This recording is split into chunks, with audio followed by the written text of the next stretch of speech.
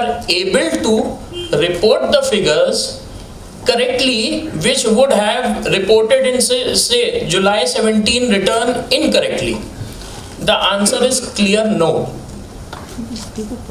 Any corrections, amendments to figures already reported in GSTR 1 and GSTR 3B are subject to taken as it is in GSTR 9.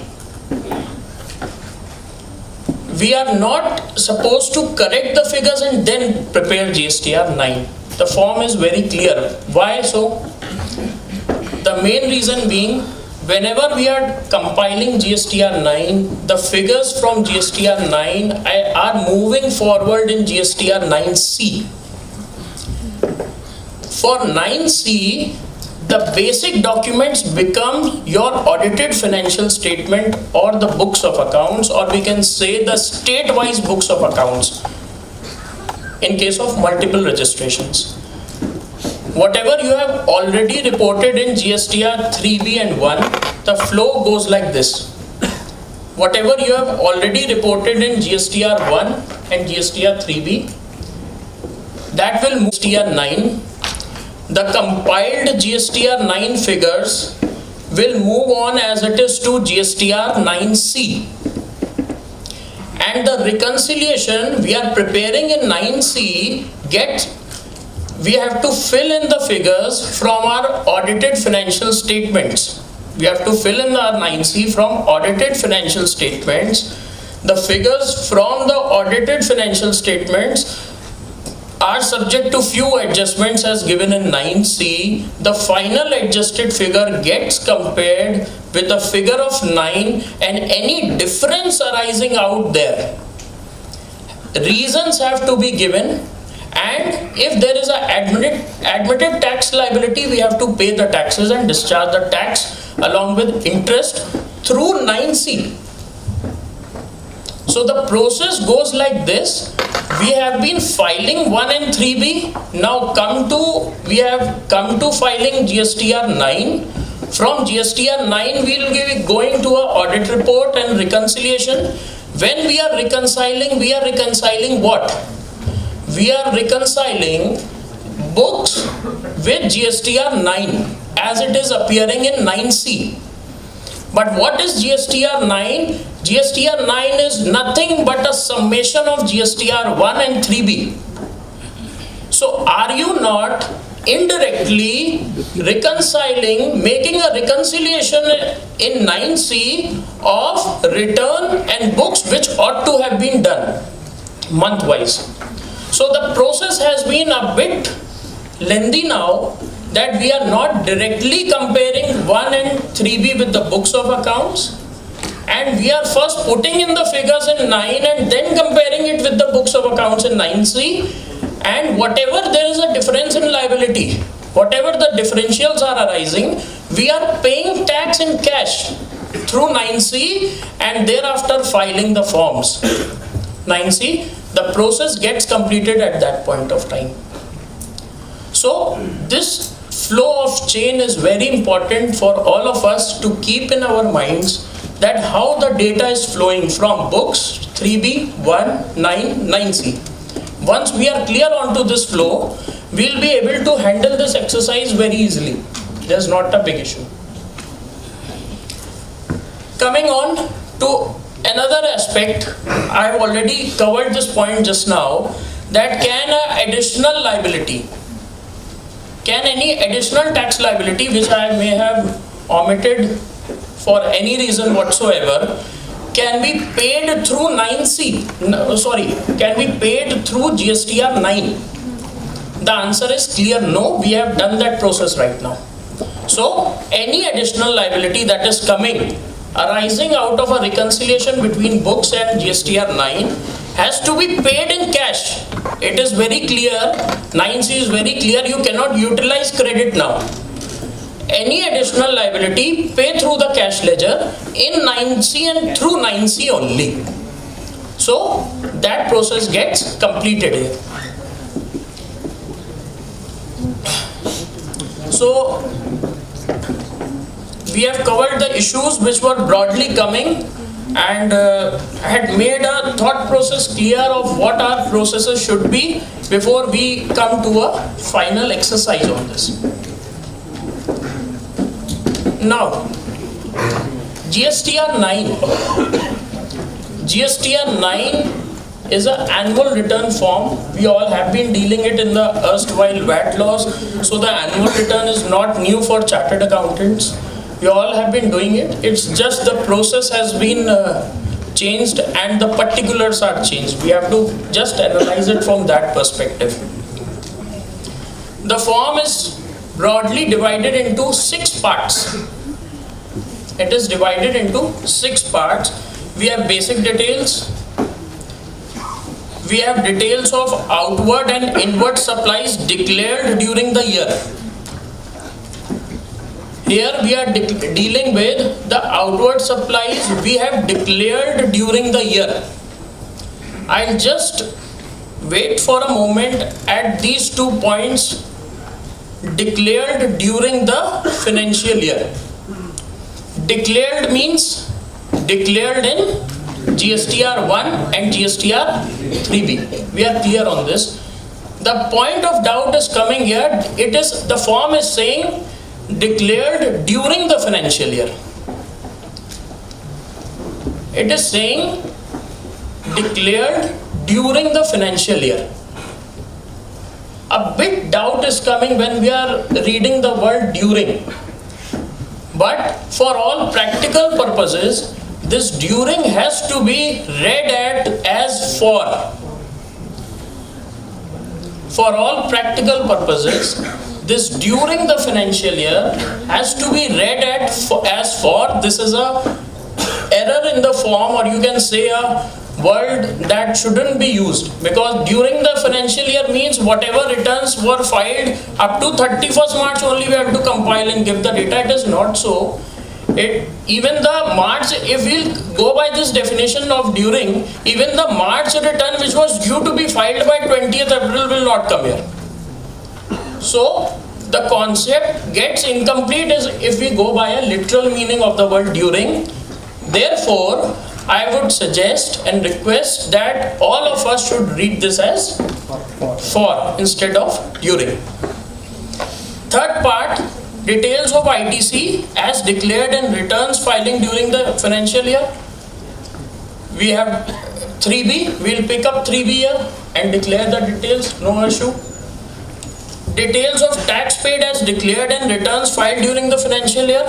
Whatever the tax is paid, 3B contains that information, we can give it here. Particulars of transaction for previous financial year declared in returns of April to September of current financial year, or up to date of filing of annual return of previous financial year, whichever is earlier. Before I am coming to this point, I want to discuss with you a few basic concepts which are very relevant to understand this part as well as when I'll go on to clause by clause analysis. You will need a linking between these concepts somewhere or the other. I want to discuss it at this very moment. We all understand that credit note is not a credit note under GST if it does not fulfill the conditions of section 34. I think we all agree to this proposition that in GST, a credit note means only that credit note which satisfies the conditions of section 34. A debit note is a debit note which satisfies the condition of section 34. What section 34 says? Section 34 says where the taxable value or the tax payable is charged lesser than what it should have been charged. Second, where the goods are returned. Third, where there is a deficiency in supply of goods or there is a deficiency in supply of services. Only with respect to these three practical situations, we will be able to issue a debit note or a credit note. Apart from any of these three situations, we may issue a debit note or a credit note, but that will not be considered as a GST debit note or a GST credit note. When I'm talking of GST debit note, GST credit note, I will fully mean and intend that conditions of section 34 are duly complied with. The tax is appearing on the credit note or the debit note, and necessary reversals of tax or increase in liabilities are being done under the purview of that section very specifically. Now, I'm also coming to a situation and comparing a situation when I am not in a position to issue a debit note, or my client has not issued a debit note or a credit note on which GST has been actually reversed or charged. I am contemplating this situation where the client has not reversed GST, only value adjustments are there. Now, some people call this as a financial debit note or credit note. Some call it as a commercial credit note, debit note. Something of that sort. Terminology may vary from one business to another. But there are certain credit and debit notes which need to be isolated from tax impact. And there are credit and debit notes which are following conditions of section 34. Third, in the financial debit note part or in the financial credit note part, we also have one variety of debit or credit notes which are issued for nil rated supply. That is a supply under GST for exempt supply. Can we issue a debit and credit note for an exempt supply? For a nil rated supply, for a non-taxable supply?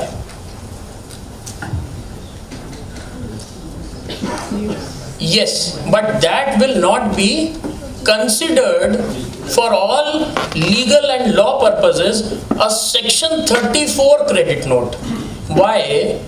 Because section 34 starts with the proposition in cases where a tax invoice has been issued, and for the purposes of effecting nil rated supplies, for the purposes of effecting exempt supplies, we are obligated under the law to issue a bill of supply and not a tax invoice. For non-taxable supplies, we are issuing a bill of supply and not a tax invoice. So, we are clear on 2 points now. One, a credit and debit note has to meet section 34 conditions and obligations. We'll call it a GST debit note, we'll call it a GST credit note, first part. Second part, a non-GST debit or credit note can be issued which does not fulfill the conditions of law, and even exempt supply, non-GST supply, non-taxable supplies which are classified under GST, if there is any requirement of issuing a debit note or credit note, it will be a debit or credit note without any tax impact. So I'll park this discussion here because I'll be needing these types of credit and debit notes somewhere in the form. I'll use it as and when required. Second concept.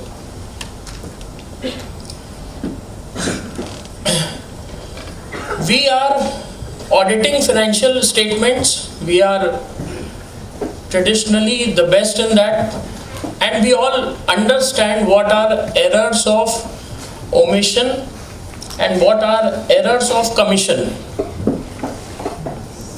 We all traditionally understand what these errors are, but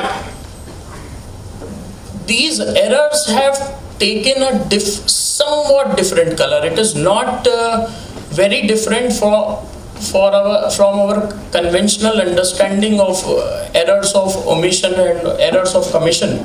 But yes, the implications which we need to incorporate in the form GSTR 9, for that we need to have certain things in addition to what our concept of error of omission and error of commission allows us and has taught us till today.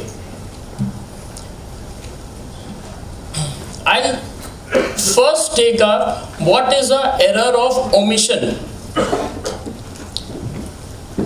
Error of omission, as understood from GST perspective, is any error which has been inadvertently done and a supply, a tax invoice, a debit note, a credit note, an ITC invoice, a B2B invoice has been omitted altogether to be taken in the returns. When I'm talking of returns, that is 3B or GSTR 1. During 1718, the accountant was preparing the return. He could not, instead of 1,399 invoices, he has only entered 1,398 invoice. That is the last invoice which is appearing in March 2018 return. One invoice 1399 number has been altogether omitted.